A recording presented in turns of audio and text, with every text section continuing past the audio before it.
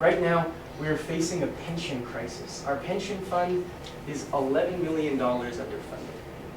And that's growing every year. In 2015, City Council voted to add $2 million into the pension fund, and they still fell short of their mark, their target, their stated goal of 80% funding level.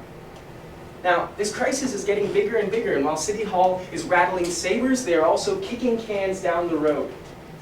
As someone who's invested in this city for the long term, I have to think about the long term. I'm the one who's going to be picking up that burden. All of us know someone, has a family member, has a close friend who's going to be picking up that burden. That, or our young people simply will not be coming back. Not unless we start taking responsibility for that, for our economic fundamentals now. And the reason you're not hearing about it is because it's a difficult conversation, talking about our pension funds.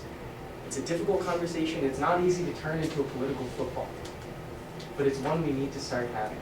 Now, before we start having that conversation, we need to make sure our city has done its due diligence. It's done everything it can to jumpstart the economy. How can we start asking our taxpayers, how can we start asking our city employees to start taking on an $11 million burden until we've done everything we can to build up our economic base? Now, the new concept in development economics is placemaking. You need to differentiate your city. You need to make it stand out so that when investment, talented workers and entrepreneurs are looking for a place to call home, University City is on the map. And just such an idea came up not so long ago. It was called Create Space. Did the idea have a few problems in the details? Absolutely. But I heard about it because a friend who knew I lived in St. Louis came to me and said, "Did you know the next Create Space is going to St. Louis?" And I was really excited because I love St. Louis. And when I looked up and saw that it was coming to University City, I was even more excited because I felt as though my home was going to be a place I could come back to.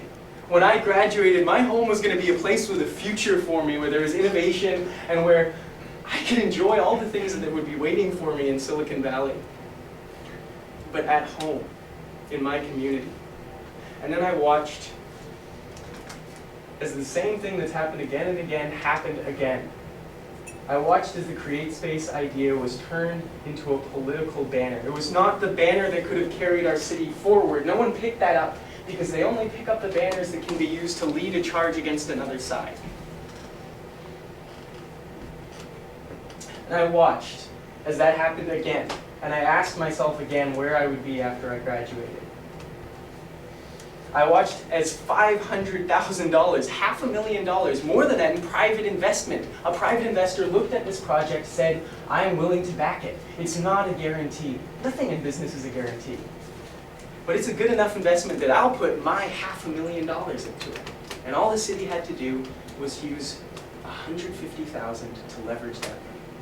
Where we need it most, on Olive, in the third ward. And I watched as my city threw that away. And it felt as though they were throwing away my future.